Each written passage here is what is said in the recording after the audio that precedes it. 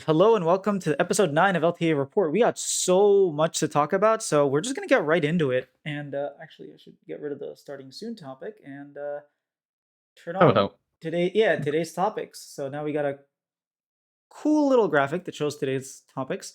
Not the fanciest thing in the world, but at least that way you can kind of see where we're on. Just gonna start off with week 1 games. I mean, they were stomps all around. Um, you know, maybe there were a couple of closer games. Lions had a little bit of fight left in them.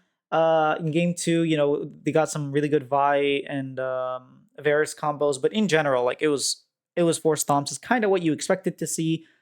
You were very happy with the results. I wasn't very happy with the results. It is what it is. What stood out to you out of all 4 games? Uh, Probably not even the games themselves. It's probably the aftermath of the FlyQuest one that kind of sent the community into a little bit of a meltdown. It wasn't even the aftermath. It was like during. The guy didn't even wait to start crapping out. Like in between games, grabbed his phone and had to start typing.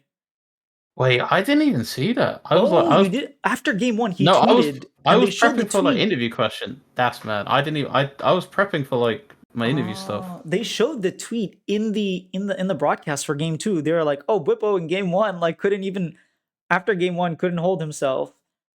But then he like doubled down. That's why like the interview happened. It's because they were asking him Okay. about his tweet. Mm. Yeah. So we'll get into that. You can see the second topic of today is Bwipo's drama. I guess I'll start with Shopify because that's the team I paid most attention to. I felt Mhm. like we actually like in terms of compositions, I don't think we had a problem, especially game 1. If you look at our composition and you look at what Bwipo said, like it's supposed to be a good composition, but FlyQuest are too good at what they do to like let it actually counter them. Whatever, I don't care. I'm not going to talk about that. There were a few plays I want to talk about that remind me of NRG, which I did not like. I liked our early aggression. I liked the fact that we tried to tower dive. It failed. Okay. 5 minutes later, we're back there tower diving, get a double kill on the bot lane. I thought, like, dude, Masu and Busio are. Masu is so freaking good. I just want to give him all the credit. Yeah, this is a perfect meta for him. This guy's insane. I had an interview with Isles, and he was like, "Should I? It's a little bit of a leak, but like, we can't breathe when we lane against Masubucio." And you could see that, Hmm. like when they picked. Okay, Caitlyn's not good into Jin. We know that. Caitlyn Maokai is always going to lose to double ranged, but man, Masu was not. He was like he was doing extra damage with that Jin. I don't know how he was doing it, but he was doing it. So overall, I thought he had a phenomenal performance. His Ashe gameplay was like so. His arrows were so smart. He was like standing behind the bushes that Ivern makes and ulting like Hui, so that you couldn't even see the ult. And it's so smart the way he plays his champions and like the way he pilots his champions. But on the Shopify front, I felt like there were times where I saw Contracts and Fudge ult the same person. You have Cassante who pulls someone back. You have Vi who pushes someone forward, and like you don't get that. Mm. It happened a couple times. I think in the second game in the bot lane as well. I felt like Zazel wasn't flash. He had flash W on Maokai, and then we had to have Contracts be the one to flash in. I thought Zazel should have been the one to flash in so that Contracts doesn't have to die. It's just things like these where I feel like our engages aren't exactly at the right time. It just feels like we're out of sync a little bit, and I felt that was an issue with NRG. A lot worse, in my opinion, on NRG. But NRG? yeah, on NRG, everyone was out of Oh, sync. sorry. I thought you were calling your own team NRG for some reason. Then. My No, bad. no, no, no. I mean, Too Contracts and tired. Too Palafox tired. come from NRG. Yeah, yeah, yeah. Yeah. So I felt like we had a little bit of miss synergy. I felt like game what lost us game 1 really was like that top play where Fudge flashes over the Baron wall to kill the Sejuani so we can get all the grubs. He doesn't ult him. I don't even know what happened over there. He doesn't kill him. He ends up ulting Mbessa away, saving Mbessa, getting a 0 shuffled, and then we all die. And it's just like the game completely goes to crap from there. Same thing in game 1. Like we actually had a lead. We were pushing them, and then like Bvoy ults the Leona, right? In the bush, in the tri-bush. Sorry, not the Leona. He ults the Rel in the tri-bush. And then our Leona, Zazel, goes and ults and uses his E and his abilities on an Ashe who has no flash. So it's like either you both go on the Leona, on the Rel, or you both go on the Ashe, But when you split up your damage and your CC, you don't CC anyone long enough, and then Quad comes, flashes in, kills us all, and then ever since that game, we're on the back foot. I think we have mechanical errors. I didn't feel like our comps were like completely draft just GG, like we were up 10k gold and we couldn't even take a team fight. Like it didn't feel that way at all. That was just my take. Again, we were playing a team that's better than us, with a lot more practice than us, and we have a sub. These are all the situations. I'm not making excuses. That's like the situation, the context behind the thing. Am I worried against Lion? Not really. I can let you talk a little bit more about Lion since it was your team that was defacing them. Uh, I I actually am a bit all high on Lions. Like not because like we play them, but I genuinely thought Henna and Saint looked really good. I just think it was hard with Lions that they have a support that is on 70 ping. Vulcan was saying that he felt like he was abusing him in lane because every single Braum Q was hitting because he can't dodge them on 70 ping versus LAN, right? So like the game was impossible. So I think they're on the back foot, and they've only been scrimming for 3 days. I think the one thing I think people are maybe underestimating is these are all like career veteran players that they shouldn't be taken lightly, even if they're probably not going to be a great team. Wait, who? Lions, Senna like you still have. sorry, Saint is not really a veteran, and Henna has been playing for what 1 year only. I wouldn't call I that a can play career quite a veteran. while. No, but what I mean is, but like these players are not like we're not playing. They wasn't playing a tier 2 team that like these guys.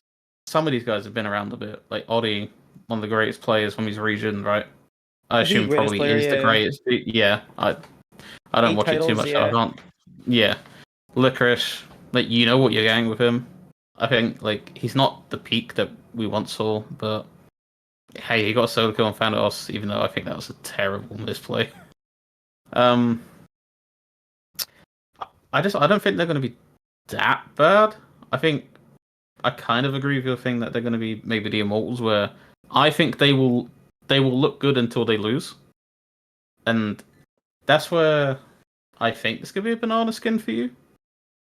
But I'd still probably say 2-1. Like if we're getting predictions later, that's going to be like my prediction for them. It's like Oh, that should be our last topic. I feel like I already talked about fly ball lane. Like, there's not that much to talk about, so let's just do the one predictions. thing I'll say on Henna is I was actually watching the quadcast with Double F, Sneaky, Smoothie, that's not Midios, and they had Jensen on.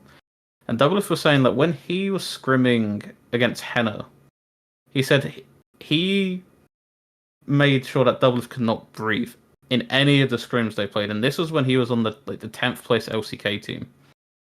And he was saying like no NA bottom lane was doing that to him, and he felt like how is a 10th place ADC? Well, how is a 10th place team make like their how is their bottom lane making one of the best LCS teams not breathe? Well, it's because he So sees it a lot more from Ruler. He's playing against Ruler and Viper. What do you expect? Like, he's gonna learn from Guma, yeah. from from aiming. So until they get NA-fied, I think they'll have a chance with the imports. Saint, like I've gone down this road many times. Why I think there's probably reasons why he's on Lion, but mechanically he's very good. There were some like big outplays he was doing in the C9 game, but I don't think I'm worried about Shopify, even though I would probably write this split off. It's so hard when you got a support that's on 70 ping, and you don't know what layers that Sales is going to bring to this team. Like whether he's going to be the main shot caller, where No, like he's not. what strat, like I would find it hard to listen to a teammate that's not even going to be here, like in a couple of weeks. Well, So it depends. It depends. Like I'd like to know their actual mindset on this split, whether it's just get some reps in. I actually want to ask you about like what did you think of Palafox's performance this so I thought weekend? a lot of people were giving him flack for his performance, whereas like every time, besides like 2 times, which I asked him about one of them, most of the time it was his team that was like actually inting him. Like, okay, topside I he thought Fudge was more concerned than Palafox this I weekend. thought Fudge's TPs were late. but that was because I think it was normally when I see stuff like that, I think it's like communication issue, right? The team is like, oh, Mhm. we're gonna chunk Leona, right? If you listen to their comps, we're gonna chunk Leona, and then all of a sudden they're all fighting the Ashe, not the Leona. And I think Palafox talked about this. He's like, sometimes when we say go and then we say stop, we don't stop. We just keep going. We only know go. And I feel Mhm. like Fudge is probably more used to the Cloud9 where when they say go, they go, when they say stop, they stop. Right? So I did feel like okay, I thought his laning was fine. I mean, I did feel like him giving up first tower in game one on Jax, like he based multiple times. He literally based to buy a longsword. Welcome to what every Cloud9 fan has been saying. When Really? you get these really good picks and it's like a complete dud. Like, do you know what the straw that broke camel's back for C9 fans? It was his Aatrox game where he had complete counter pick. He lost it, and it wasn't Worlds. It was like the last split here. I think he was on where he did not interact with the team at all, like once. This guy just completely. I think he came down to Herald, died, and like that's what he kept doing the entire game. It's just he would come into a fight, immediately get blown up, and it was the most useless Aatrox I've ever seen. Okay, I'm not And ready. I'm not ready no, to yeah, of course you're not going to be there yet. But when I was watching, I was like, see, this is why Dake C9 fans wanted him out. Like, and I'm like, I never agree with the people that said, oh, like Fudge just made a scapegoat. I was one of those 50 people. 50-50, but there was reason why we like two things can be true. Whether Thanos is the answer and Fudge like should be out is can be two correct statements.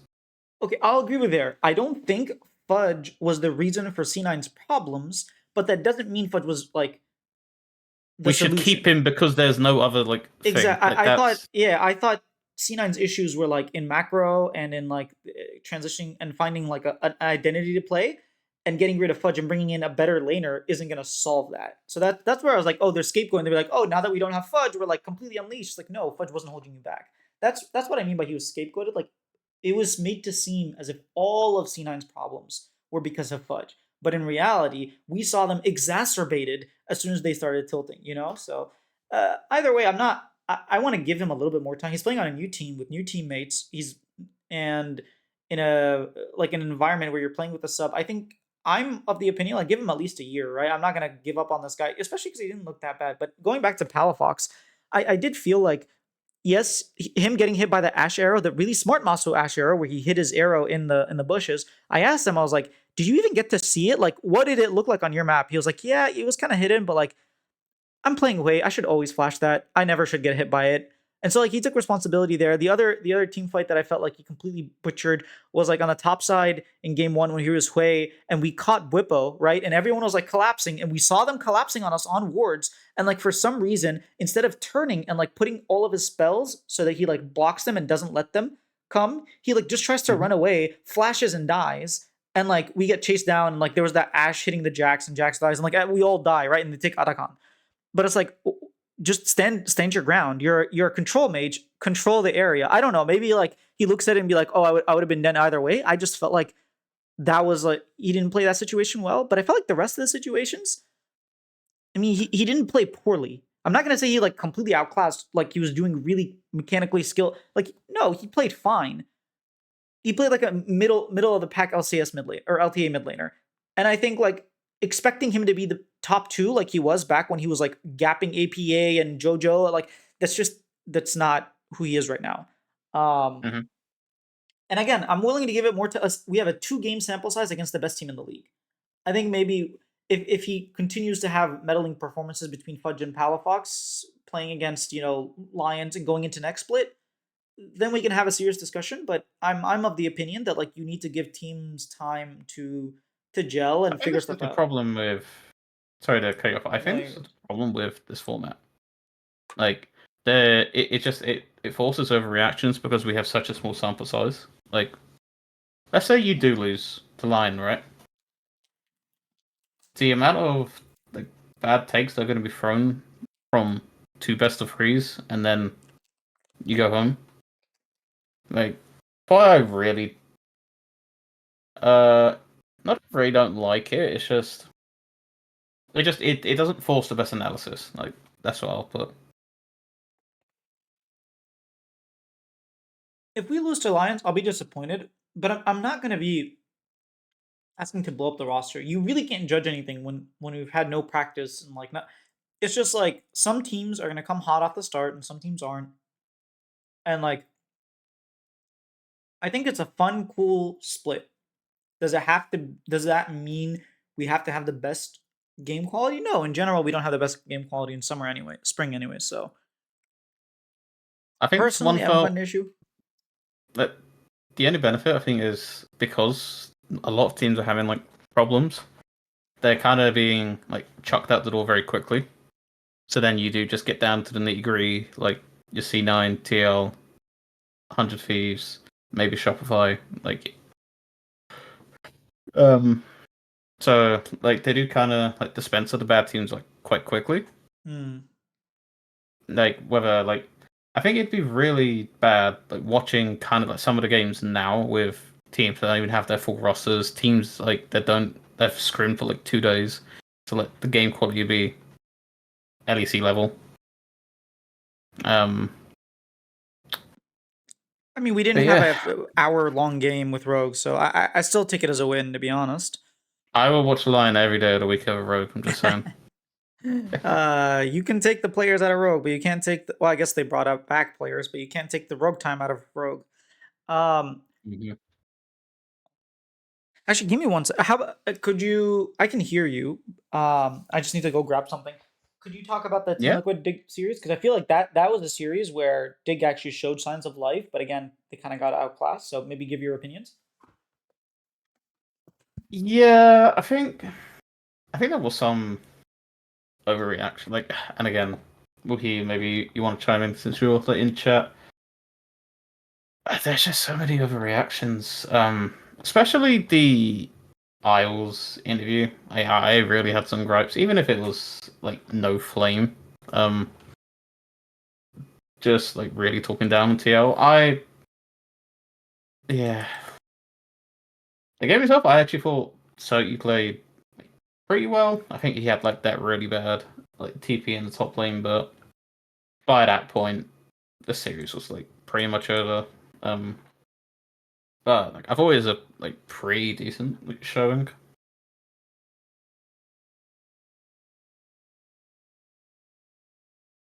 So I guess to give a little bit of context about the Isles interview. So I did an interview with Isles after they lost, and I said, "Hey, what's the mentality going like when you play against a team that is heavily favored, right?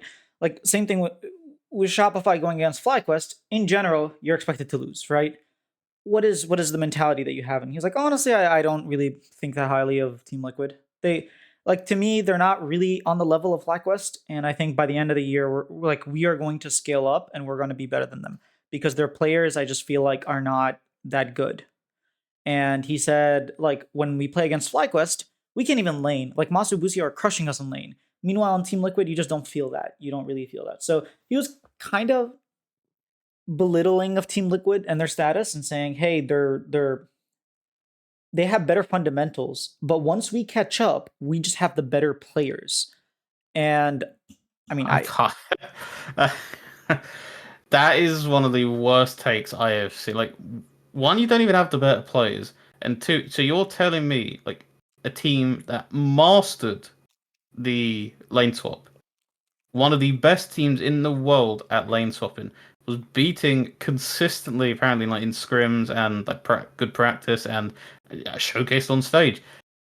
So even like, if they didn't win, they were beating up these Eastern teams on lane swaps, like, and for a while, like even, like this split specifically, that's not going away. And like, where does like where did I'd like to know where does he think Dig have a better player across the board? There isn't a single one. Like, is it Kian or Keen? Kiet, their mid Kaney. laner, Kaney. I don't know enough about him to say like I don't know enough to say like yeah he could be better than APA, but APA's strengths don't lie in lane. But he makes the team around him better. I think that's his point. Is like, okay, Kaney mechanically looked incredible when he was playing at Worlds and play-ins. Like he looked really good. He looked better than APA at Worlds. And like Surdy is Can supposed I to just be reply to Wookie's comment? It's not controversial. I don't think it was bad. I don't see a coaching staff like in the lower half that can say, yeah, like we're gonna match TL's macro at all. I think if you wanted to make that argument that a C9 or 100 Thieves can beat them, less so 100 Thieves because they're just so flaky as a team. But like if someone were to try and convince me that C9 are gonna beat TL, I can believe that, right? But like Dig, come on, man. they have Rigby. We had Rigby, and what happened to us? Okay, he wasn't your head coach. True, but they haven't got a lot going for them. I think I think his idea is like, hey, 30. look, we have Shaden, who's a super mechanical jungler.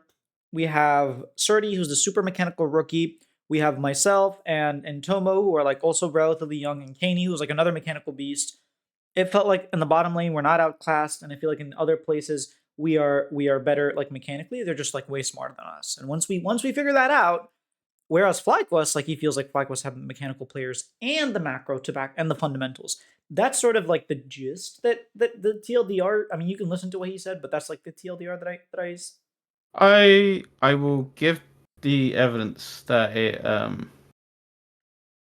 I will give the evidence where that is completely like C9 are the exact team that we were just like talking about for Dig, right?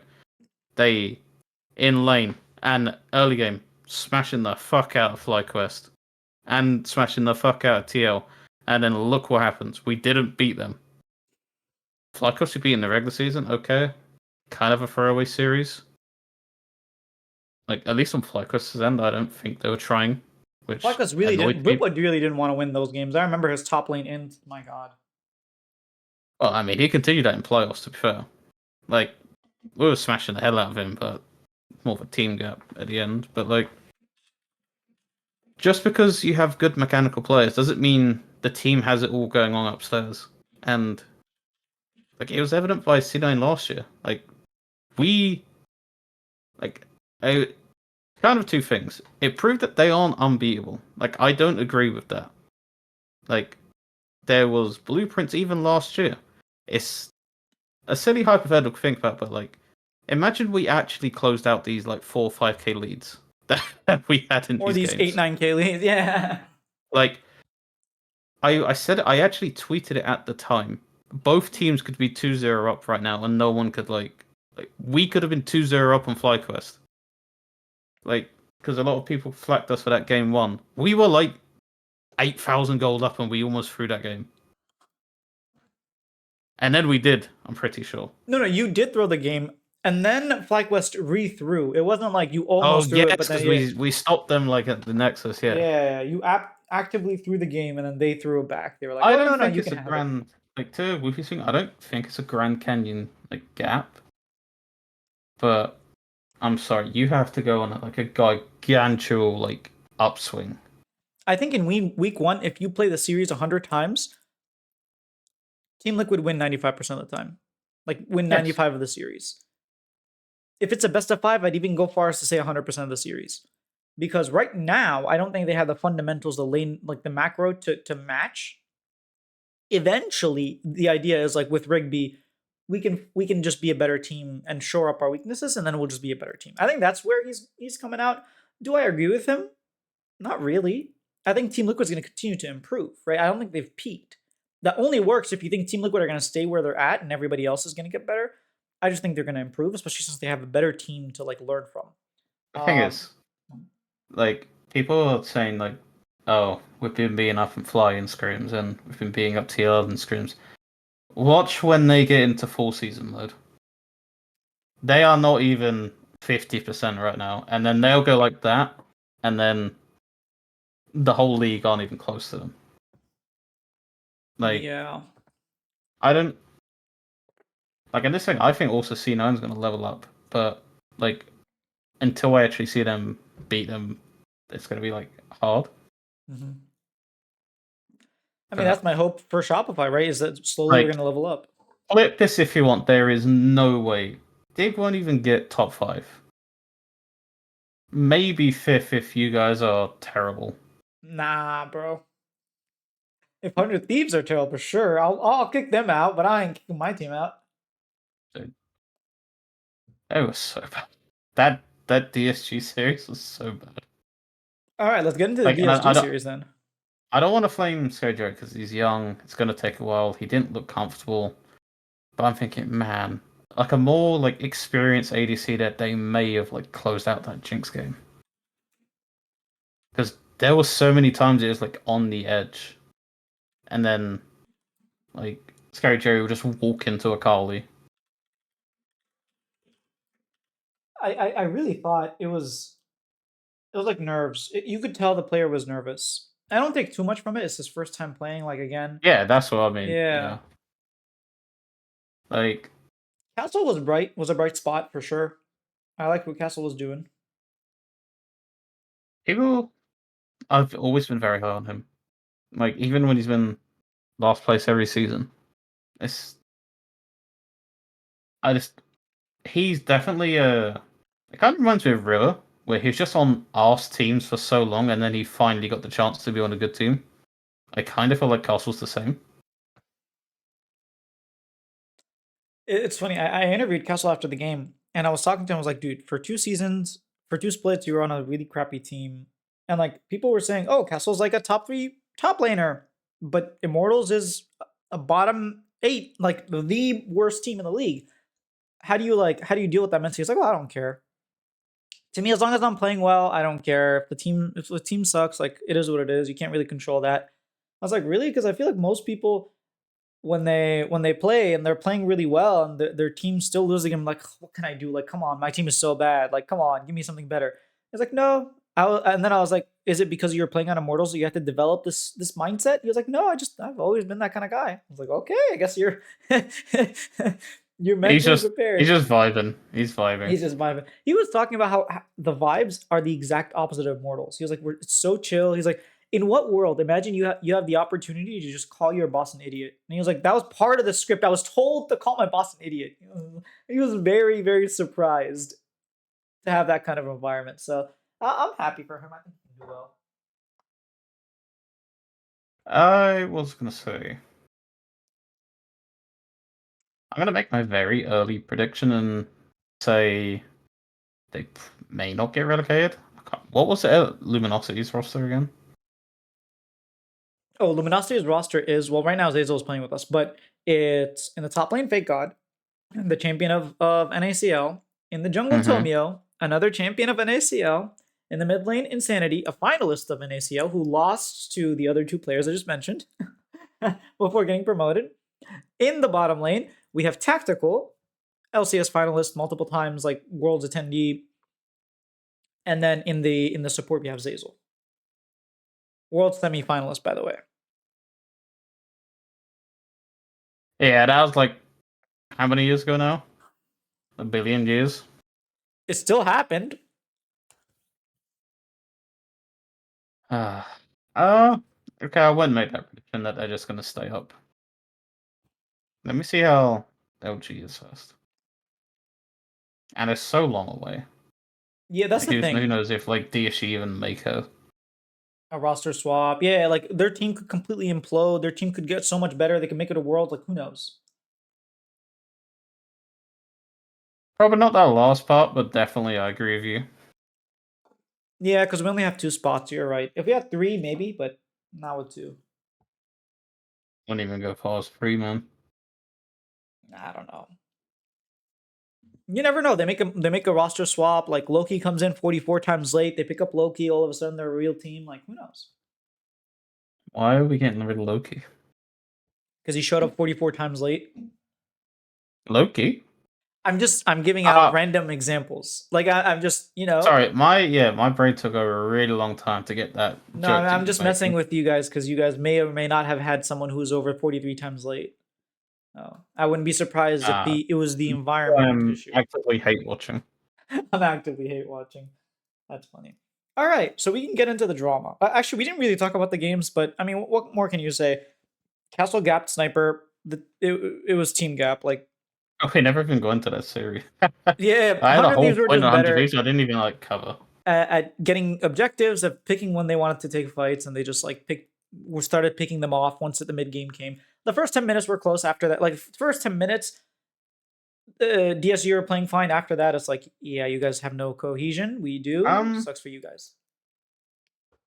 the problem I have is they still look the exact same team from last year, and that's maybe a little bit concerning to me.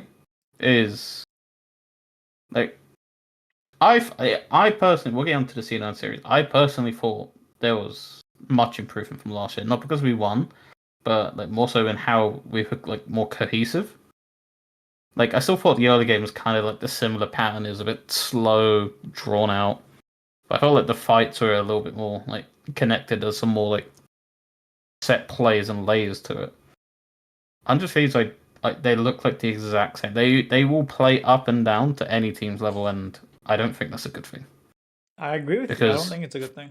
when so I interviewed Golden Glue, and he's talking about he thinks this team can win a championship. Well, championship teams just take care of business. They get in, they get out. It's not really scrappy. That is not true at all. It, Look at okay.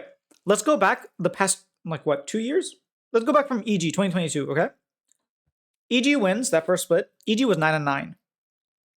C9 win the split after. They weren't even top two. It was Team okay, Liquid no, though. like favorites. Like I'm talking about like when the team are like favorites to like win. I think he's saying we're They gonna scale up, not that we're their favorites. Well, the Even time to Team like Liquid going scale, into the time to scale up though is like now. Like Team Liquid, they have the like they have the points from like last year that they built up throughout the year. Like 100 Thieves, this if you showed this series and then like, showed the series like a series last year, like take off the UI, you couldn't tell which was like the difference. And like I really wanted to see an improvement in their early game against a very like one of the weaker opponents in the league. I agree. I thought they looked quite similar to how they were, and And that doesn't bode well. to me, that's a problem because like as boring as it can be, I want our top teams to be dominant. Wait, who only has one LTA? Oh, because there's only one LTA title in summer. Because the spring is not an LTA title; it's an LTA North True, Cup or something. dude. I hate how Valorant takes their like early season like so seriously, and then a league, it's just it's an international event. Who cares? You want to know the most frustrating thing? The worst thing I've ever heard is LCK Cup, which is this first split. Stats do not apply to your lifetime stats. So it's like Yep. it's almost like Demacia Cup or Kespa Cup, something not even Riot related. That's how little they care about this. hmm And I actually like if you haven't seen David's video with Joe Marsh, like you should, it's great. But it really angered me when it said like T1 do not care about the like, why is your perennial team telling people we don't care, so you probably shouldn't? Like first, I already hated the format with 5 teams. I think it's so gimmicky compared to so Valorant. You go and ask Sentinel fans, they really cared when they won this Masters, like the opening, like the same spot as we have for first stand. Like they won the first Masters of the year, and it was a big deal. It does not feel that important. This feels like a kickoff event, and I really didn't want it to. So yeah. Honestly, I kind of wanted it to be a kickoff event. I just thought that they would do like more spectacle for a kickoff event and to really market like okay, how often have we seen any creatives being like first stand is happening in March? Like it's like a month away, right? like 6 weeks away, and yet we haven't seen any like I think. advertising for it. Sorry, can I just reply to that? I think that's the problem with how they've. So like MSI is like was the the precursor to Worlds, right? And now you have a precursor to the precursor, whereas in Valorant it's more you just have a Masters event that's in like a location. So you have Masters, and then Champs, which is the big one. Like kind of similar how to like Call of Duty has it. So it's like Major 1, 2, 3, 4, and then you'll have the Champs. I think that's the problem we're having with it not being like they kind of mean they're on the same level, and then you have worlds. So like it makes MSI is like the middle like title, right? So why would anyone care about this crappy little 5-team international event? Because it's entertaining. That's what I think it should be. It should be like entertaining, and it should be just this whole like the concept should be, hey, we have like this format that's super cool. You're gonna see players playing all these different champions. Come watch. It's not necessarily you're gonna win a title or a championship. Like sure you're gonna be a winner, but maybe that's in the form of compensation. It's not in the form of skins or like it's bragging rights pretty much. Yeah, I really hope we go away from these like individual names for these tournaments because it just feels like cheap because one, it's already in the LCK studio, which I don't like at all. For And for then now, next year yeah, is in like Brazil studio, and then hopefully it's in like other oh, places. I'm not even going to get into that conversation of like they should be doing more because they absolutely should. I'm not buying it being um in the LCK or LTA South studio the same way I don't agree when they say we have to do games in a basement. Like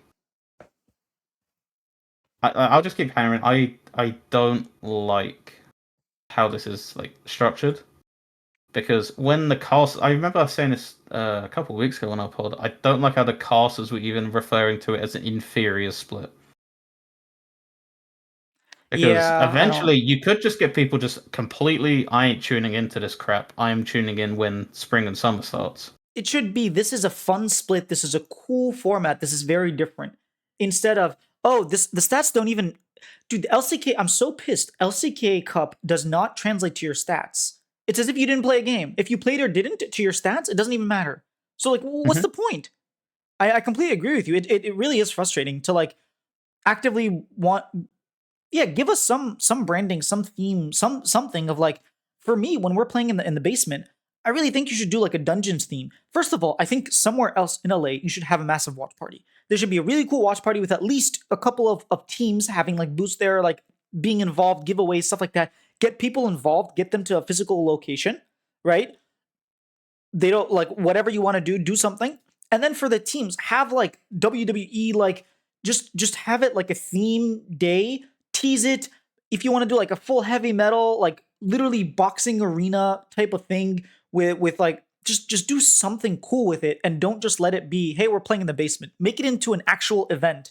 Make it look like it's on purpose. And Mm-hmm. sure we'll know it's because we're sharing space with Valorant, but at least we'll feel like, hey, they did something so cool with it.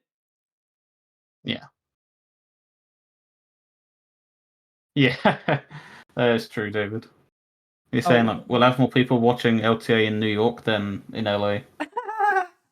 that's so fun. That's messed up. That's messed up. Actually, it's not funny. Dude, the crowd was really weak.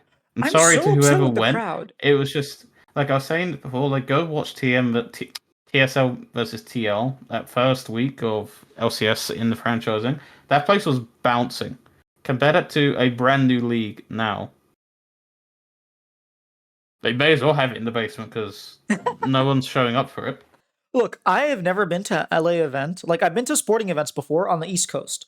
I've never been to one on the West Coast, but I was listening to David talk about sporting events and like LA teams and whatnot, and apparently they're just like in general, like these West Coastern teams' culture is like very tame and timid, and they're just like not it.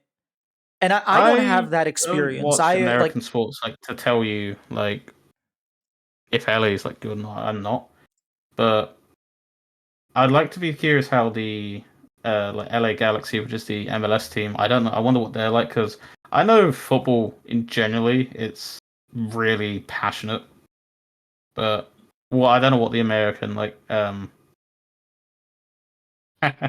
The fan culture around like cheering in the stadiums and whatnot. I heard you guys talking about it yesterday, where you were talking about how like LA teams in general, their fans are not the most loud. Their fans don't really have much. Yeah, it sucks.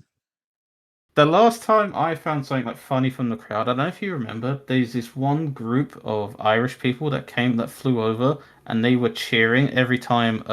It's actually where the ward thing started, where people were cheering Yeah. for like ward Ward kills. kills. Yep. Yeah, and it's just one. That's the most passionate I've seen in a long time.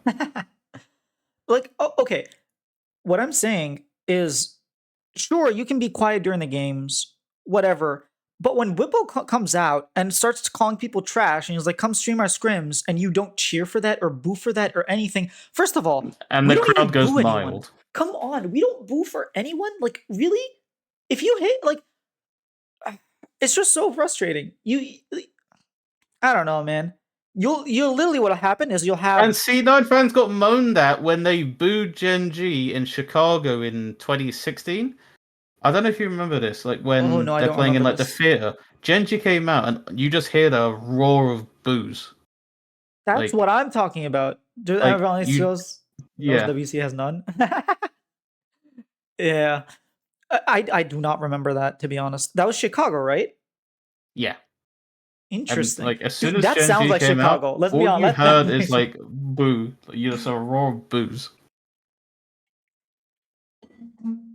That's what's up. I'd like to see that. Like, if I'm a Shopify fan and the next team that I'm playing is like Lions, when Lion come up to the state, I want every Shopify fan to be booing them. And I bet you Riot's gonna be like, "Hey, don't do that." But like, who cares, man? I don't Like know. I'm not even saying this to mock your team. Like I'm genuinely not. How many people do you think were in that venue that were actually like Shopify fans? What I heard is actually surprising. There was a surprising amount of Shopify fans. Whether that's I due to didn't hear Moist or them. I not, did like I didn't hear I the C9 fans. Actually, yeah, I heard a that's little the bit of thing. C9, but I didn't hear the I heard Team a bit of Liquid fans or the C9 Fly Plus fans, fans. Like, you don't but hear then anyone. like when they showed the post game and there's just this a row of C9 jerseys, like where the hell were they in the venue? Like I Asleep, didn't hear not them. watching the games at the Boba truck. I mean, Immortals not there. Maybe they were looking for the Immortals Boba truck. Yeah, it is. I think if you haven't watched the crossover podcast that David Shynock, which he just went over the pronunciation of it on his most recent Wait, have TikTok. you been getting that wrong all this time? Oh, I've been saying it the European pronunciation, and then I just realized. Oh, I've always been saying like Shine. Okay, actually, maybe I'm just used to saying it that way. Like when I first read it, I was like, yeah, that looks how I would say Oh, it. I studied some Scandinavian languages, and when I saw his name, I just kind of assumed it was that, and then he would say it differently, and always just like I just avoid saying his last name because I'm like my brain is always like, do I say it like an American or do I say it like I'm from Slovakia or yes, but yeah, he said he doesn't mind it either way, so I'm just gonna call it whatever. But yeah, if he had a whole section with Paul where they talk about fan culture and how like North American fans or at least LA fans aren't showing up and what fans can do. Actually, on the Shopify Discord, one thing that they were considering doing was like, hey, the fan culture kind of sucks at these like tailgates. Why don't we get tables and break them? Like literally, I will just have a table for me. I will start jumping, like body slamming tables, breaking tables, and just like yelling Shopify, like just to hype up each other's up. I think that's the problem with at least the NA like culture, at least for League of Legends, is it's always we were considering that dates to orgs as well. We were thinking about doing this. Like every time, like it's just that's it. We were considering. Sorry, I got distracted. I was reading the chat, but like there's never like we are going to do this. It's always we are considering, and then considering turns into we never do it. I mean, this is Because almost if you're saying considering, I don't believe you. If you say we will, I will hold you accountable to it. I like that. That's why they don't say Oh, like we are going to, so they're not held accountable. exactly, we are considering streaming scrims, and then we never do. Yeah. Oh, dude, do you see David like have a breakdown at? You could see he visibly got angry when Nuke Duck, oh, not Nuke Duck, when Golden Glue was like, "Oh yeah, when we were in Korea, I would have done it," and he was like, David was Would just like, have like, "Yeah, like what do you mean we would have? Then why didn't you?" God, yeah. this is the problem we have to do interviews, and then someone says like something completely absurd, and you're seething inside, but you have to like remain professional. Yeah, poor guy. He Uh, held it in well, but I think I'm not sure what video he mentioned, but he mentioned how pissed he was, and I was like, yeah, I kind of noticed. Do we want to talk about the Bwipo drama because we talked about the crowd not really reacting to it? did we do the C9 series? Oh, predictions. I think predictions at the end. No, no, no, no. I don't think we really covered the actual like C9 Oh, we covered it. Remember, you were talking lion. about it while I left, and you talked about like, um, I know that was a TL. no, maybe it was TL, but we did talk about C9 Lions. Yeah, Uh, I I talked think. about Henna looking good. We talked about the like Henna and Saint. You Oh, we talked about how talked they about were. lions. We didn't talk about like C9. I don't know. What did you? We'll do it quickly. Like, what do you like think of Loki after that series? Oh, I think C9 look much more coordinated, which I'm Ah, glad. yes. Sorry. Yes, we did talk. Because I Yeah, I remember remember saying this talking point about this, earlier. but yeah. Yes. We just have so many topics to talk about, so I don't blame you for like losing track. But the Whippo drama Goddamn I thought LTA. was it was so silly to me because it's like fans get so passionate about one thing or another. Okay, so let me just explain what happened. Whippo goes out after between game 1 and 2 and be like, you guys had 4 months to prepare. First of all, they didn't have 4 months to prepare. It's not like they were preparing for 4 months for FlyQuest. They didn't even know they were going to play you until a week ago. Like, what do you mean you had 4 months to prepare? Get out of here, man. Anyways,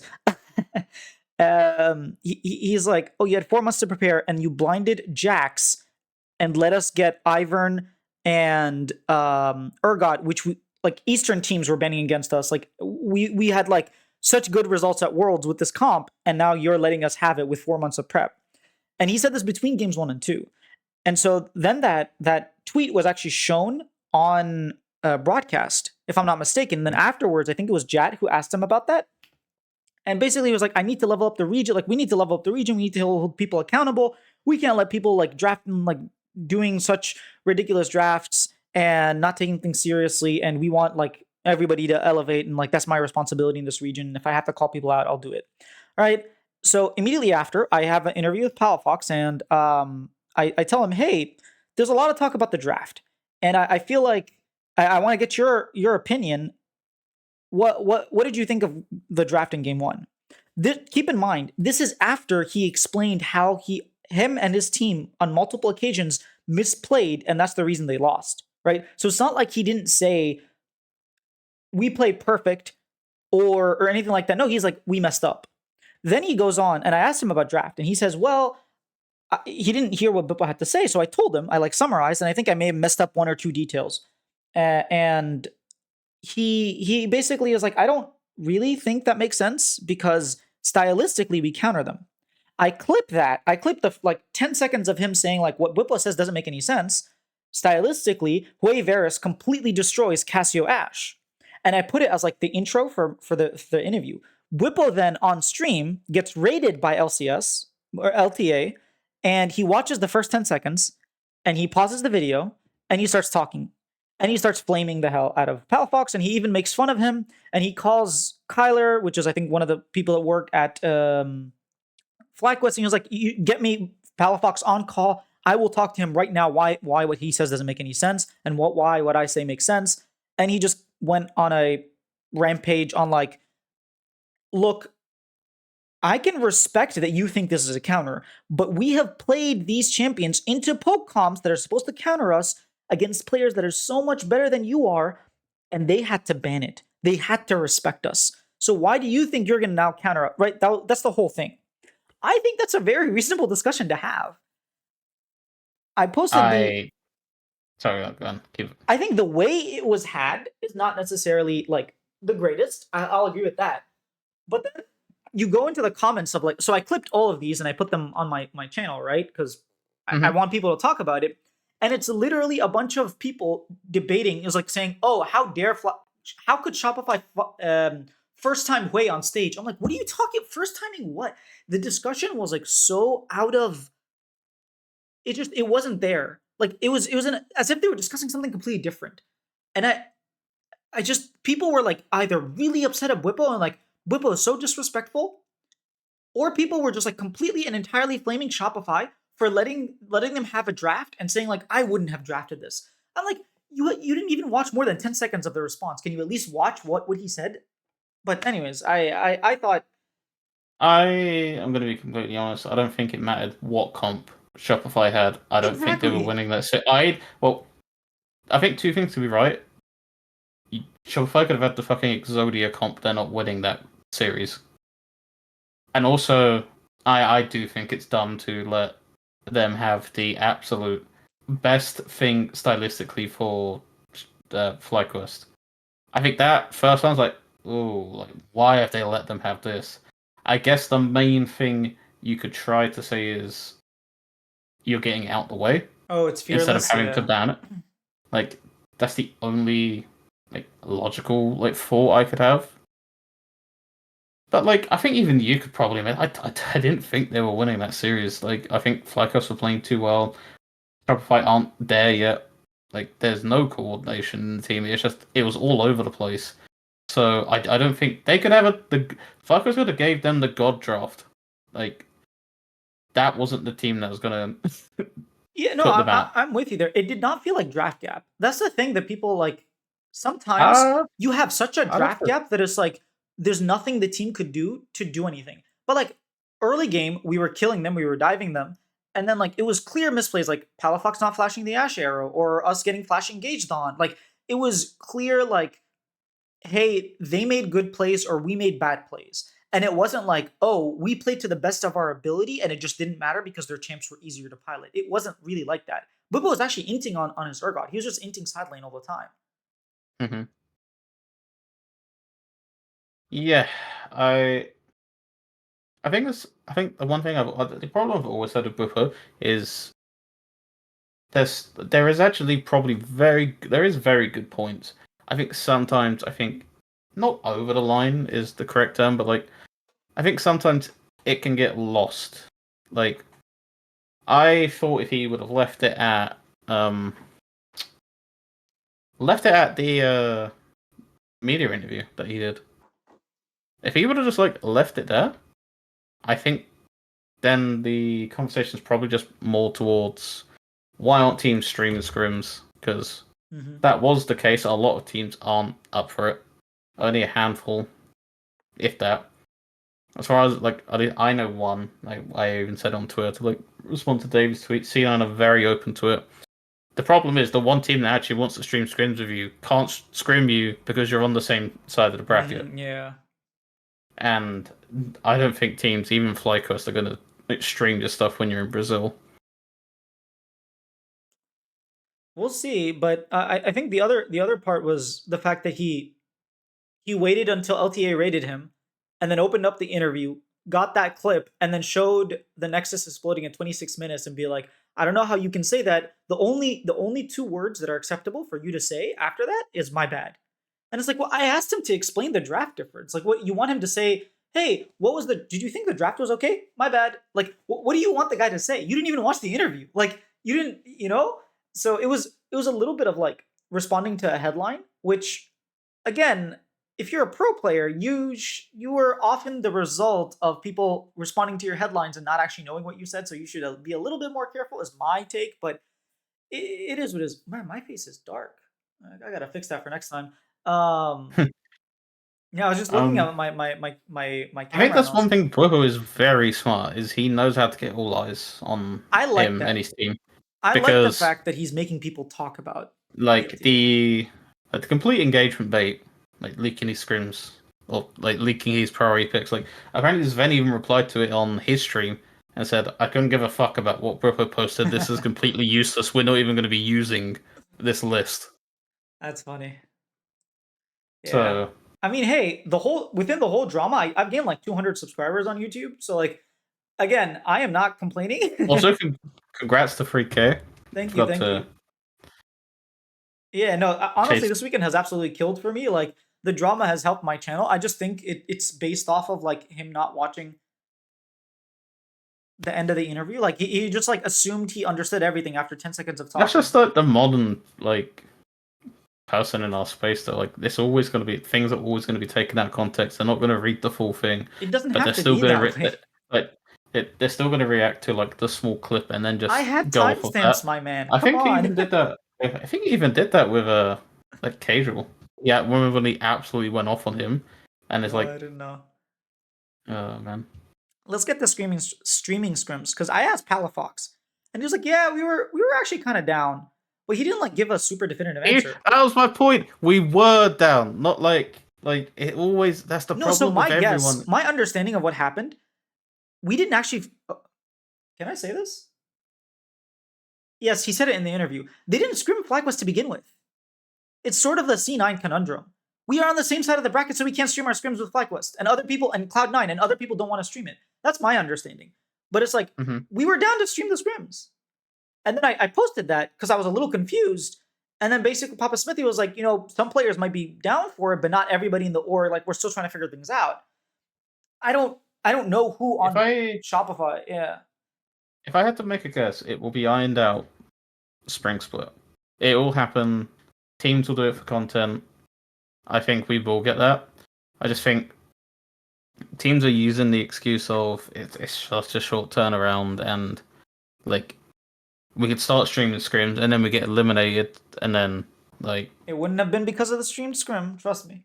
You're playing yeah I know 6 games on stream and then 108 games off stream, and those 6 games are the ones that are gonna get you canceled. Like, yeah, I don't know. yeah I I don't know if this was like intentional but like I noticed in the C9 comms this week that there was a lot of like dead rubber comms that they were including in it.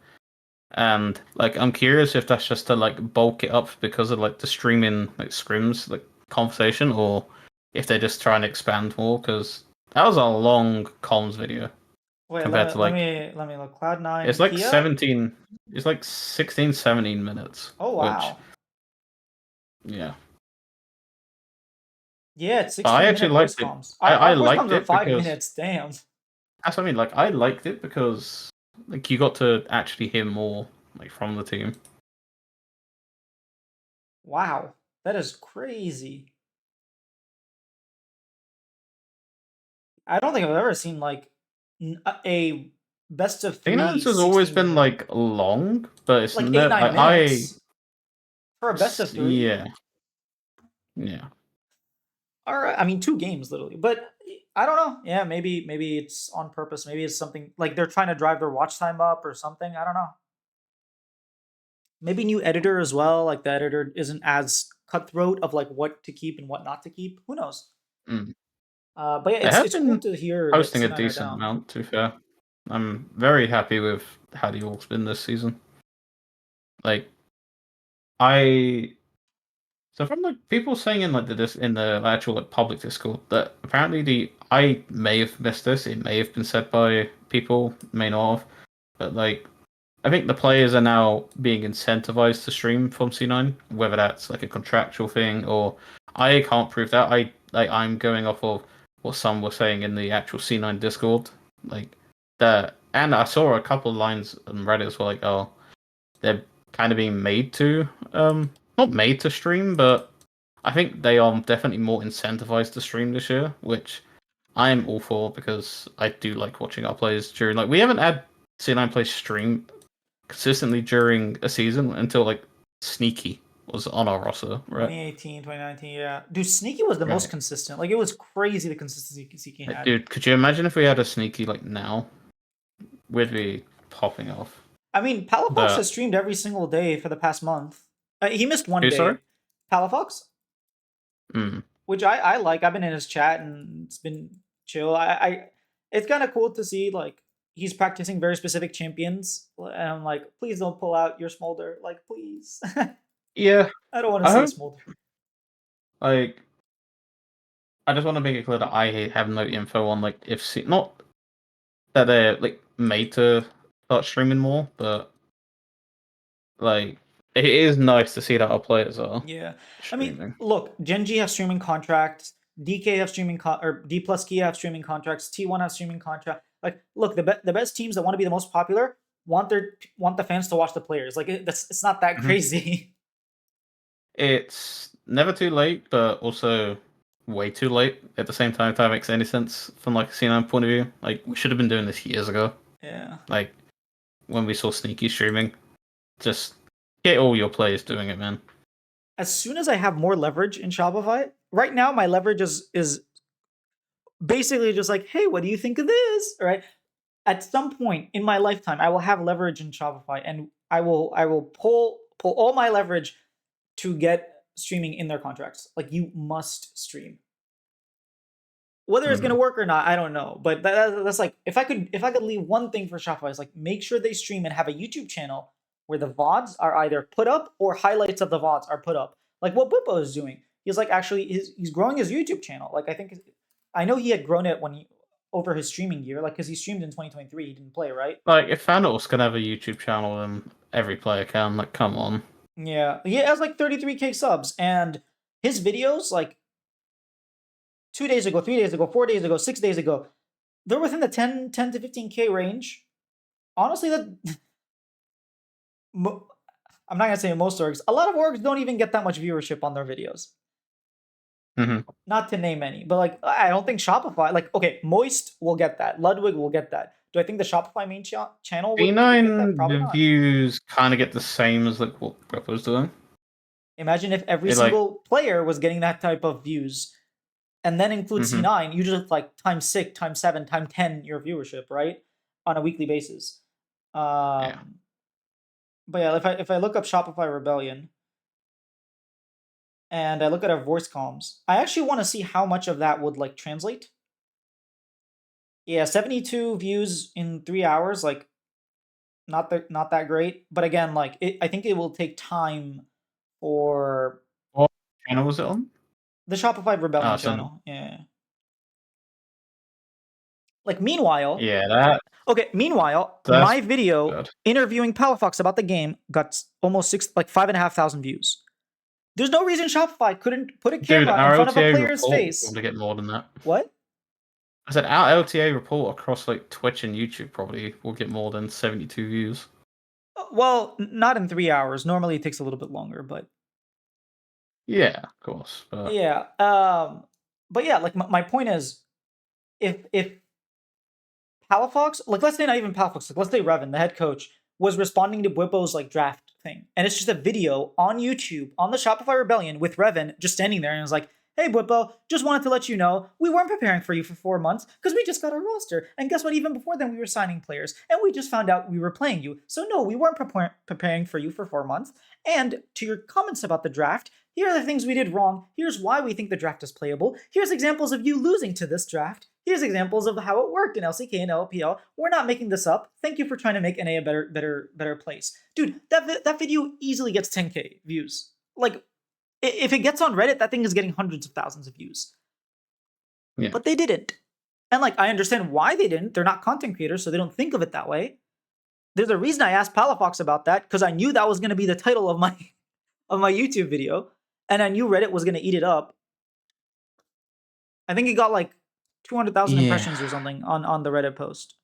But it is what it is. Like I will slowly try with Shopify to like get more content out of them, and I think so far from what I've from the off season, like last year we got one video introducing all the players. It was just Revan talking. This year we got an individual video for every single player.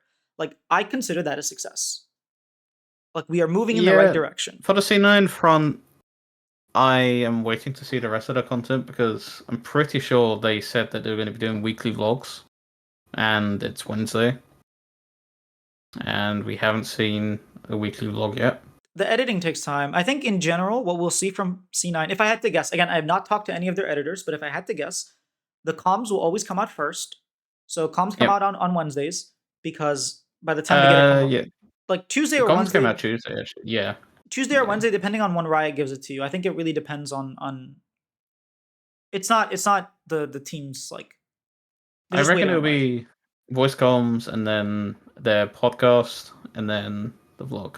Yeah, and it's probably going to be something like Tuesday, Thursday, Friday, or like Tuesday, Wednesday, or Monday. Yeah, something like that. They're going to have like three videos a week. I would love to see that from every team. Like, just have something consistent and then start to experiment. Like, figure out what's working for you, what's not working for you. Because if you think your first video is going to go viral, like that's not what's going to happen. You're going to find out that some things do better than the other, and then you stick with that. I think Team Liquid did that. Team Liquid were like, "Hey, we're going to do a VOD review of all our games. Hey, guess what? This format isn't working. Let's just drop it." I mean, you could improve it. I thought the format was bad, but the idea was good.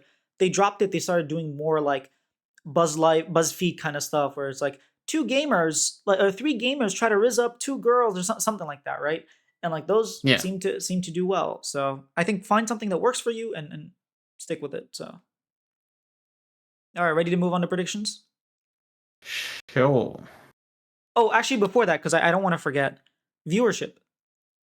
This is the fakest amount of information I have ever seen in my life. And like the fact that we are saying, oh, viewership is down from last spring. Guess what? We're not in spring yet. Like this is a very different format. Nothing is controlled here. We have a new format. The hype matchups, historically speaking, were at the very first day. Remember, we had C9 NRG day one of spring. We did not have Fly Team Liquid until next week. So that is a much better indication. We have a different format. Yeah. We have new team. Like so much has changed. We're doing Fearless, and again, viewership is not. It's not a signal of how well the league is playing. I don't buy it as like, oh, because NA didn't win Worlds, so all of like I'm telling you, if Flycos went to Worlds finals, do I think we would have 1 million people viewing? No. Do I think maybe we would have had an extra 50,000 people? Probably not. 10,000 more people? Maybe. Maybe we had 10K more? Probably not. And I'll tell you why. It's not that I don't think winning gets you more viewers. It's fundamentally a marketing problem. How many teams, like I know we were intending to do it, but we didn't end up like go all the way. How many teams gave us a countdown and like gave us lead-in content to LTA? The LTA didn't even freaking do it. It really didn't. It had like one or two videos, but like you know how much hype the Super Bowl is when every single day there's shows talking about it, whether it's on ESPN or whatnot. There are people doing predictions. There are people doing countdowns. There are people doing highlights. There's so much lead-in content to the Super Bowl that's happening in 2 weeks. 2 weeks out from LTA, we didn't even know who we were playing. And that's the problem. Like you easily could have been marketing the individual matches. Exactly. All you had to do was get Captain Flowers with his hyped casting voice, saying like C9 versus Lion this day, or 100 Thieves versus Disguise this day. Oh, in LTA defense, they actually did do the 8 teams and put them on shorts, YouTube Shorts and TikTok. They did. They did. So in their defense, they did do something. But Well, again, I mean, the like teams an advert. didn't do So that. like you click on a YouTube video and an ad pops up. Like, why isn't it? Like, obviously it won't be for me because I'm in EU. But like for you, for example, why isn't it like a 6-second advert of like a quick part of the theme song, and then it just shows like a graphic of FlyQuest versus X Team? Yeah, just Like, give me something catch LTA it this Sunday. returns. Like even if it's a little like sidebar thing that just pops up, like YouTube has like on the side you can sometimes see ads. Like just something. I consume so much League of Legends. I've said this multiple times. I have seen Valorant ads on TikTok. I have never once seen an LTA ad. Like I just haven't. I've watched Game Changers because of the ads. I didn't know Game Changers were going on. I don't follow Valorant, and then I saw the Game Changers was going on. And guess what? I watched. But I don't see this stuff from Riot. And and from the teams. Like I will be honest. I asked Shopify, like, hey, what's your marketing, like, what's your marketing budget? Not your content creation, but what's your marketing budget? I'm not gonna like say anything, but like the idea is like you're creating content because it's going to be a marketing tool. And when the content does well and you have something you want people to see, you need to put money behind that Mhm. because you want to get it to the people that are going to come and watch. You need to create that demand. And it starts with content. It starts with organic content. I'm not saying they should like stop making content, only market. I don't think that's the way to go. But Mm. I've been experimenting with marketing. Like I've been Mhm. putting money behind a couple of my videos, just experimenting, see a little bit of money to see how it works, and like I'm trying to learn, right? And I'm How have you found it? so what I've done is like I'll take a video that does really well. So for example, Sven. So I did some leading content for LTA, not for LTA, for myself, saying like, "Hey, LTA, my LTA interviews return at this date." There was a clip where I did an interview with Sven after Dig got eliminated, and the clip was like Sven. I was asking Sven about like his career and like his motivation, and he basically said like, "I truly believe one day the West will win Worlds." And I took that clip, I put some gameplay, I edited it, and at the end I had like a little end screen that said like LTA interviews return on the 13th of January. Cloud City on YouTube, right? I put that up I did a bunch of these.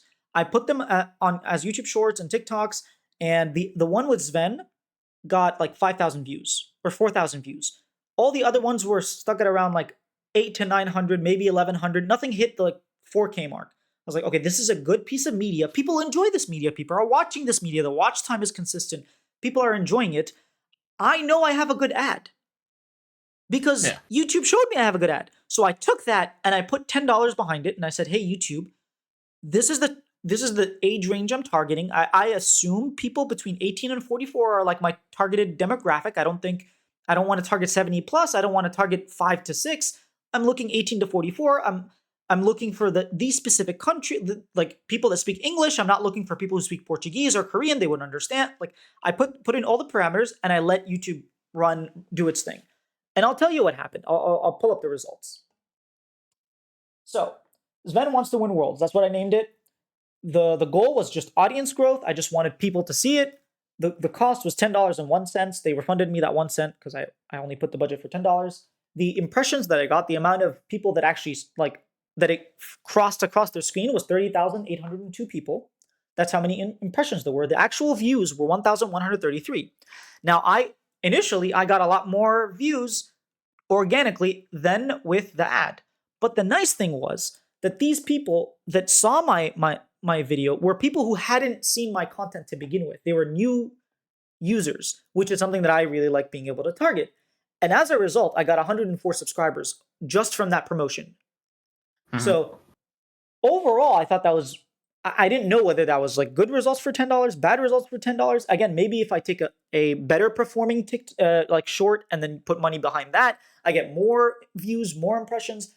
Again, I'm still learning, right? But the fact of the matter is like I'm doing it, right? And Yeah, I think that exactly. that's like when you have really good media that does well, you should probably amplify it so more people that don't normally watch your content see it. Yeah, I agree. I really don't think Riot did enough. I just didn't like, even including teams. It was all funneled into like 1 week. Like any team could have been saying like, what? I know marketing teams have like it's a long process. Like even just designing the LCS tailgate and what they're gonna do. But if you have enough time, just ask your fan, do a poll. What do you want at our tailgate? Like the attending fans, what do you want to see? And like you can do a poll whether it's like the dunk the dunk tank Yeah, or with Turtle, I think was like last year being dunked. Yeah. yeah, like C9 did their own like candy floss machine or Ooh. like in I think at spring finals they had like the powered by Kia like 1v1 booth Yeah, yeah. for like the game like the PCs were powered by the card they brought over. Like it's just like a further interaction and maybe say like, oh, if they're doing a 1v1 booth, maybe I'm gonna go turn up to that. Even if I don't get a ticket to LTA, I'm just gonna go turn up to the tailgate and have a good time. Yeah, I think that So to go back into like the viewership thing, I don't think like this is an indication that we're down or up. I think you have to take context into matter, and I think a better representation will be like, hey, when we play like this next week is probably a better representation because we have more key Yeah, I agree. matchups. There's been more content around it, and like, yeah, I just think going into LTA, people just didn't know about it. Like again, I I have friends that live in like different states. They didn't know LTA was starting. They didn't like I had people in my even like TikTok comments saying like I didn't know LTA was on. happens. Like, yeah, Predictions. I'm predict. Yeah, we can go into predictions. Which we'll start with Saturday's ones. Dig Two versus zero. Disguise. Oh, Dig. I thought you were gonna start a flat the Shopify. No, no. Dig versus Disguised. I think honestly, I give it to Dig. I think Disguised will need a lot of time to gel as a team. I think they're gonna get a good early game and then they're gonna throw everything because they don't play like a team. They don't know what teamwork is. I think Huhi's gonna do miracles on this team, but it's gonna take a while. So I'm gonna say Dig 2-0. I'm gonna go Dig 2-1. I just think there's gonna be. I really liked how XU played at least on Wukong. I thought there was enough there that I think a team like Dig will probably throw into them. So Maybe. I I'm mean, just gonna say Dig 2-1. here's the thing. Why has Disguised not released, and maybe they did, but like XU himself on his channel should have like a video of him hyping himself and being like, I want to crush Dig, and like all the trash talk against Dig. Like it's a grudge match for him. I think something should be said, but will we get that? Who knows? Um, I think that's just the whole conversation on like North American players and organizations, and I think their lack of awareness of what the reality will eventually be. Like, and David made a good point. Like, in 3 years, these teams and players they could be out of jobs. But I think that's what worries me about like. Not like I'm not saying that LTA is my life, but it is a big portion of like I've been watching C9 since 2013. Like that's become part of my life. Like I've spent well close to $1,000 on C9 merch, ooh, and that's like getting a jersey every year, getting like sweatshirts or hoodies. I don't know what you call it in the states, but like these, like yeah, hoodies or like sweatshirt. We call them both. Yeah. like, and well, yeah, these are like 70 to 80 plus the shipping, like to the UK, which is not a fun experience. So like I do that every year, not because like I have to, but like I love this freaking org and like the league. Like I'm a European that does not like European teams, hates Europe because I support an NA team. But like it does scare me. I will be open about that because I I it will come to an end. I'm not like I don't think we're going to be in our 60s watching professional League of Legends like it's sports. Like in 60 years, and like I'm going to be telling my child about the current C9 team in like 60 years, but I didn't think it'd be ending. It could end before I even hit 30. But if teams and players just don't want to put in the effort to keep the league alive, then that's their loss. I will not let that happen. My goal is to not let that happen. Now, whether I can be successful or not, I don't know. But my goal is like, hey, if teams aren't doing the things that I think are required for growth, then I'm gonna do it Mm-hmm. myself. And And that's like the thing. We're going to be doing, and just for anyone like the 100 Thieves versus C9 fan thing, it's not been scrapped. It will be done, and like that's just one of the like many things we're going to be showing. Like, look, if we can pull this off, what the fuck are you lot doing? exactly, And we're doing it for free. And in future cases, we'll be losing money to do things. Yeah, just keep people get more people interested in something that is really cool that exists that no one knows about because you're not letting them know. Because you're not doing the things that Like if me and Cloud have to freaking fly to LA just to get people to like cheer about or like get a watch party going somewhere, then like we will. yeah, I was heavily considering watch parties for this year to for spring for like split 2 and then not entirely sure that it's going to happen. I know I'm heavily considering. I actually part of the reason I went to the David watch party was because I wanted to like see how it goes and like learn the vibes and just I'm the type of person that like needs to see someone do it first and then like I understand a lot better rather than like someone Mhm. telling me, like just show me rather than tell me. And I actually went to two different. I went to one in Jersey. Chris Greeley was there. I got to talk to him, got to pick his brain a little bit, and then I went to the one with David. And I think that I think it's the way to go, man. I think local watch parties is the way to go. My goal, at least,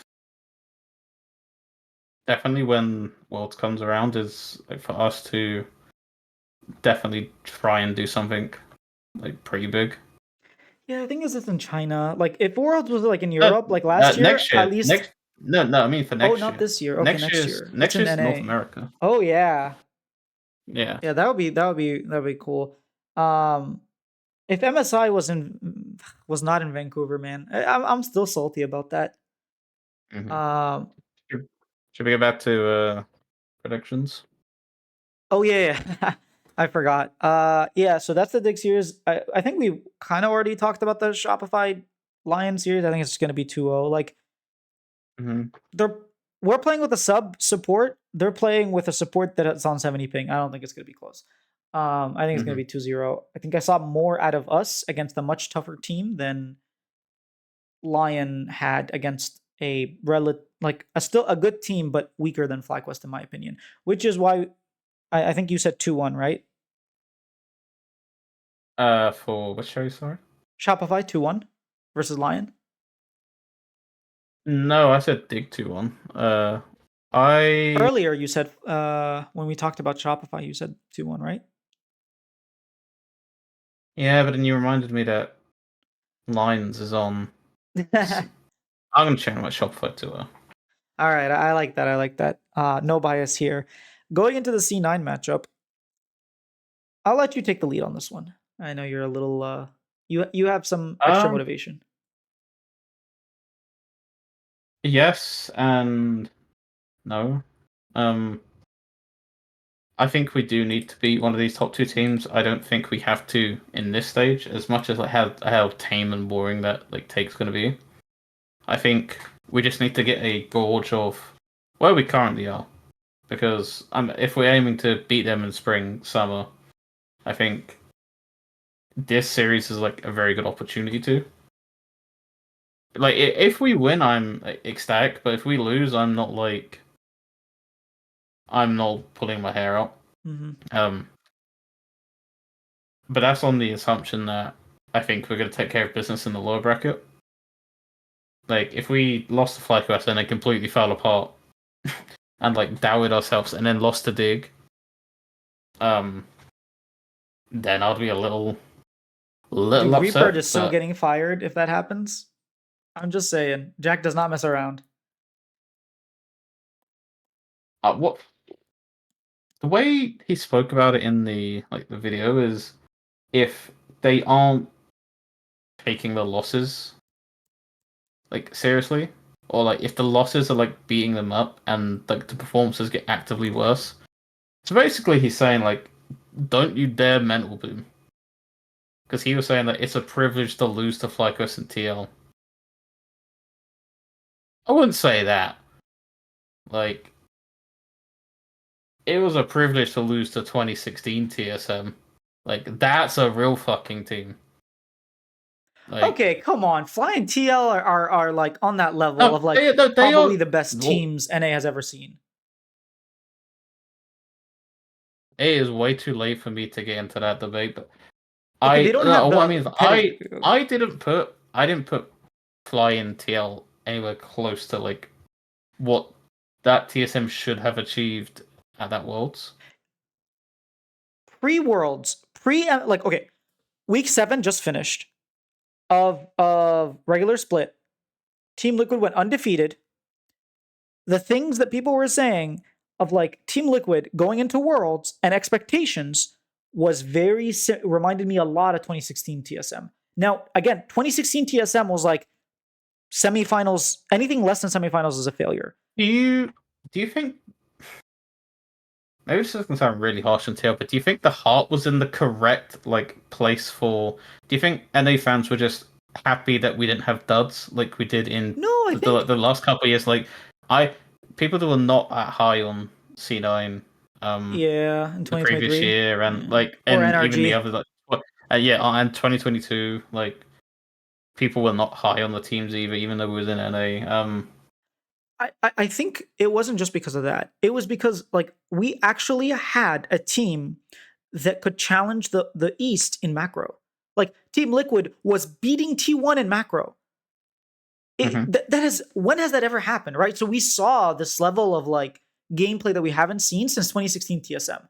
And yes, 2016 TSM, people remember that they got out in groups, but what they don't remember is like they had 2 of the 3 best teams in the world in their group. Like they had the world like Oh, and the argument, and the thing is, TSM should have won. That's the thing. Like they were should close have, to they winning should, 2 of the games that they lost. Yes, like the first game like they against should, NR, they should have RNG. gone out. Yeah, They should have made out. they should have. Like, The first game against not. RNG, they were like it was basically one. RNG had an amazing comeback with their Alistar. Like, dude, Mako's Alistar was incredible. The fact that they came back from the Mhm. game was like showing how good RNG was. And then the game against Samsung, like, yes, double F through. Like, well, Lucian walked into Victor. We all know what happened. Come on. Yeah. Like I'm willing to. What I say? It's an absolute privilege to like lose to these teams. No, because I've seen better. But like I'm like this isn't me saying they're like, bad or anything. I just FlyQuest. Maybe I've put myself down like this rabbit hole that I actually can't get out of. Do you want my shovel? Um, So, what's your prediction?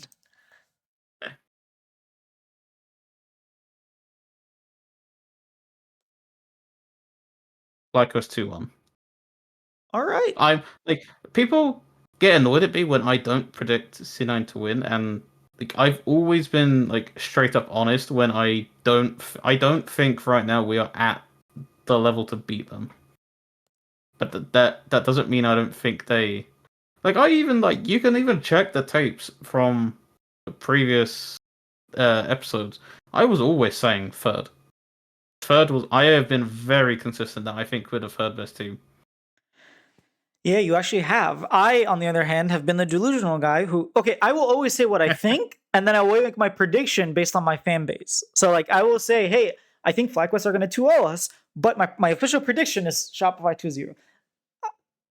I'm not doing Like it the thing this is time because both of them I agree. love the Yeah. sorry, I love the people in the scene on Discord. One of like some of the best people I've met online. Like outside of also you and the others, but like I don't care if they get annoyed that um I predict I predict this against C9. Like it doesn't make me less of a fan. I'm just very. I think our content would be very boring, and we would lose fans if we were just straight up. If it was called like the delusional report, That's fair, yeah. like I will always try and like hone in when I genuinely don't think we're better than them right now. Yeah, that's fair. I think it's FlyQuest 2-0. Mainly because I think just their bot lane has looked so good. And like right now, just looking at Masu and Quad, the way their carries are playing, I just I think you're gonna lose every team fight. And unfortunately, like FlyQuest is just I really think we're good at gonna team win these fights. early games though. I think we're gonna. I think it'll be a continuation of last year. We'll win the early game. We're gonna get slapped in team fights.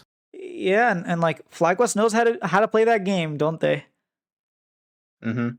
Yeah, so That's why I'm predicting a 2-0. I wouldn't be surprised if it's a 2-1. If Cloud9 win, I will be very surprised. Because right now Dude, I'll be ecstatic.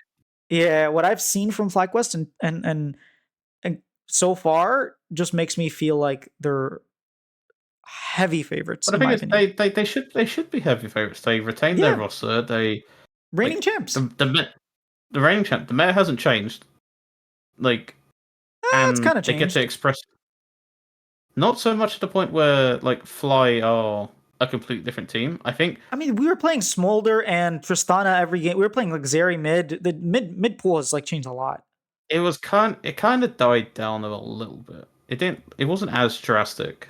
Well, at Worlds, yes, but in That's what I mean. LTA, Like like in I summer, think it the was FlyQuest that was I think the FlyQuest that played at Worlds, completely different beast of what we saw at playoffs outside of like finals.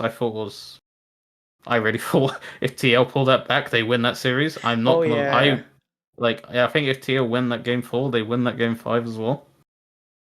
dude. But I bet you Bwipo wouldn't have made a single comment. that's also my problem. Like, and David's always said this, not tying this specifically like David saying about Buffer, but like talk when you're not the best. Like, if you're not winning, are you coming out and like leaking all your leaking your picks, or are you saying like teams aren't willing to stream us, or like Here's what I've always said, and I do this myself, and it has always backfired. But you trash talk before you play the game, and then you can trash talk after. So, like, I think two scenarios are acceptable, and one is absolutely not. You trash talk before, and afterwards you say GG. You trash talk before, and afterwards you continue trash talking. Those two scenarios, perfect. Why? Because you trash talk before. The one scenario I do not stand for is you say nothing when you're losing, and then when you start winning, after you win, you start trash talking. That is not cool to me. That's not cool. yeah, I don't like that. To me, that's being called a sore winner. Like you're just yeah. Mm-hmm. So that's why I always trash talk the teams before we play, so that afterwards, in the case that we finally get a That's win, exactly why because I have a response tweet if we beat Fly to like David and Paul. It's just like friendly banter, so it's not like nothing malicious. But like I replied to Dave. You could even look at it now. I replied to David's tweet about like the stream going live yesterday. I responded. I made like a quick edit like video responding to that like their Fly 2-0. And I'm going to make another one if we beat Fly. I haven't But seen it like yet, but I'll make sure I to go fully up. expect if we get slapped up, like to be like that's the game, right? Yeah, if you can't take the heat, don't give out the heat.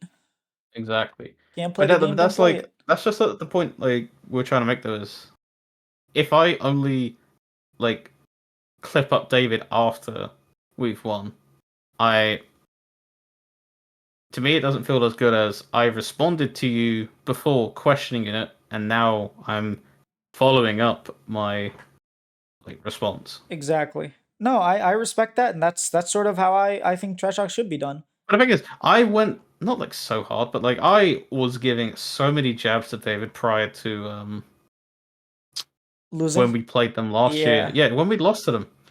So like I wanted that because I find it boring. Like if I was to say nothing this year and then 100 Thieves are out the league and then I fucking start going in on David, that's just lame. Yeah. No, you can bet that I'm going to before we play 100 Thieves, because my prediction is that Team Liquid are going to 2-0 100 Thieves. I think stylistically, Team Liquid just play Yeah, way I better. agree Like, as well. I think this is like probably the easiest series to predict, just because I think Cloud9 can actually punch up to Team Liquid's level, to FlyQuest level, but I don't think 100 can punch up to Team Liquid. I agree. I think like when it's going to be Shopify, I have to play against 100. I'm going to be like, hey, how does it feel that you're going to get kicked out of the league by Shopify?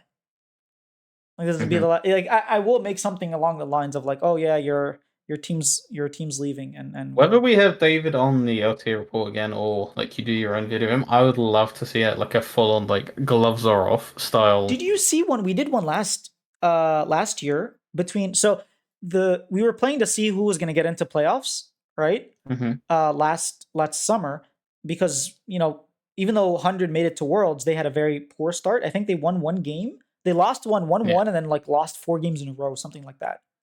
Or Yeah. maybe I'm misremembering. Maybe like they won one and then lost 4 in a row, something like that.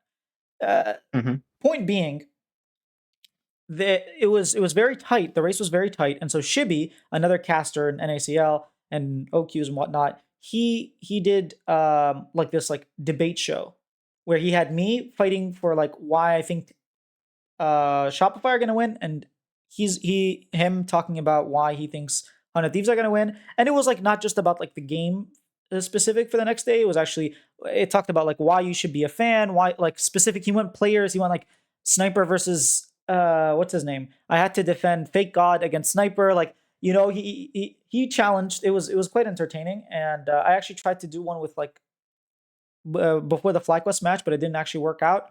But I think that kind of thing was fun. I actually titled the video, so he streamed it, but then he gave me the VOD, and I named the video "The Fast Approaching Death of Hunter T." And afterwards, we lost, and I lost the bet. Like there was a bet as well that we ended up adding at the very end, and I whatever. When 100 Thieves made Worlds, people were like tweeting at me, being like, "Oh, I bet Cloud Sitke's so mad."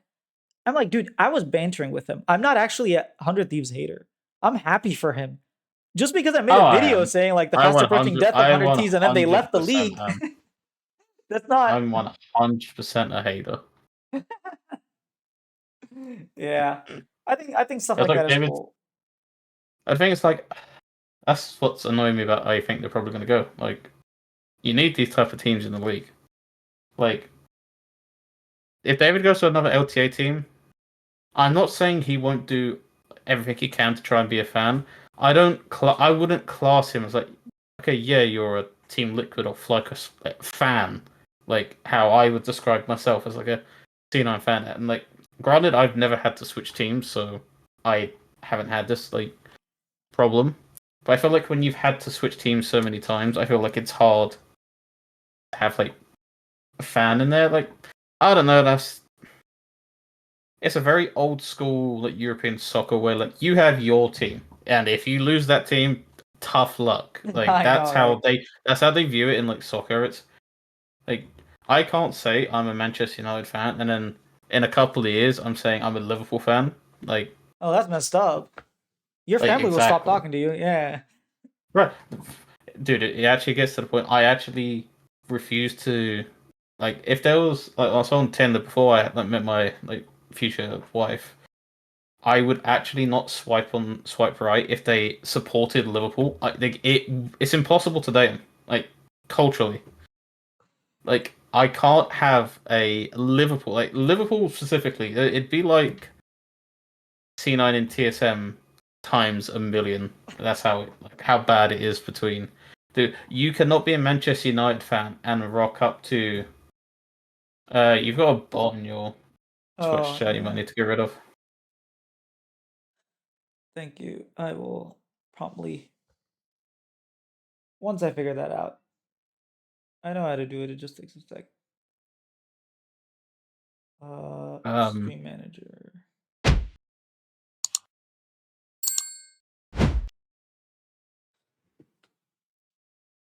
And like while it'll give me new like banter like material to use at David, like I want 100 Thieves in because it's actually fueled from a part of like I dislike as a scene event, I dislike the org.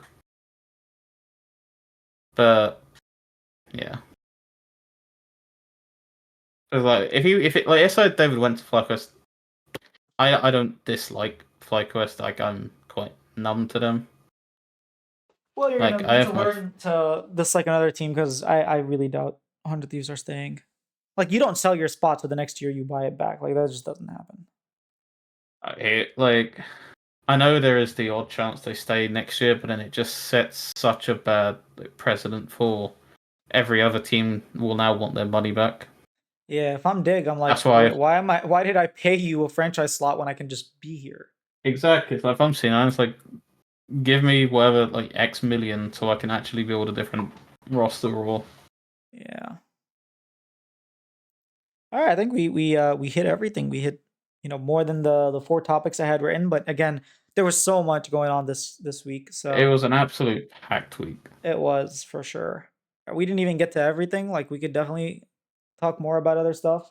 We could have talked more about 2016 TSM, but we'll save that for another episode. Mm-hmm. All right, any shout outs? Oh, You've been making some content on your TikTok. I saw, especially like if people are watching LCK, like he makes some good summaries. I didn't know about the T1 or Genji losing 2-0 until I saw it on your TikTok, and I was like, wait, what the hell? And then I had to watch the games. yeah. So like recently, I got like the pro version of like CapCut, and so like before, I could be open about like social anxiety is horrible. So like before, like prior, I would just not want to do like voiceover stuff, but like since using this specific like voice, I found like it just actually sounds like really good, and I've decided I'm gonna use these scripts anyways. So let's just try focusing on the editing part of it. And I feel like my editing part has actually gotten like quite decent.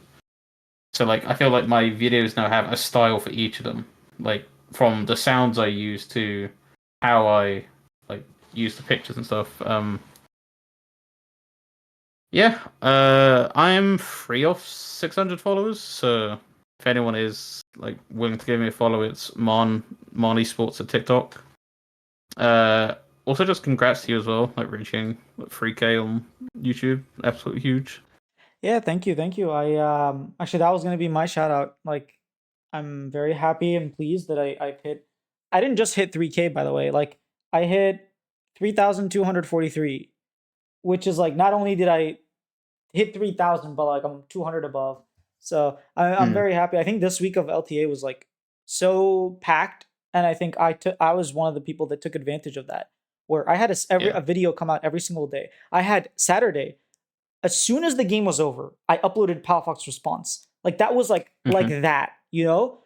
I, Yeah. people's I know people have done interviews that still aren't out on a Wednesday, right? So like again, I understand things take time, but you need to get like speed is everything because by Friday people don't care about the games anymore. They're thinking about next games. I think that's one Yeah. thing that really helped, like getting that The Palafox only off. ones I'll understand is like publications because that is sometimes just out of the It's writer's brutal, control. yeah. But And then I think the fact that Bwipo like was very generous of him to go on stream and respond to my video, and like I clipped that and I posted that I mean that did like over 50K on TikTok. It's been a while since I've hit the 50s. So mm, overall, like I think I gained maybe 30, 40 on TikTok as well, and Instagram is doing well. So yeah, just thanks to everyone who's been hanging out, watching, leaving comments. I've noticed a lot of new fresh faces as well. So welcome as always. I'm gonna have a lot of content on this channel. Pretty much a video coming out every single day. I only had 3 interviews this week. Hopefully next week I'll get 4. That's like the sweet spot. And then yeah, I'll upload the full video of this on Thursdays. That's normally like the stream is on Wednesday, videos on Thursday, and then Friday I hmm have a Shopify series called The Rebellion or Welcome to the Rebellion.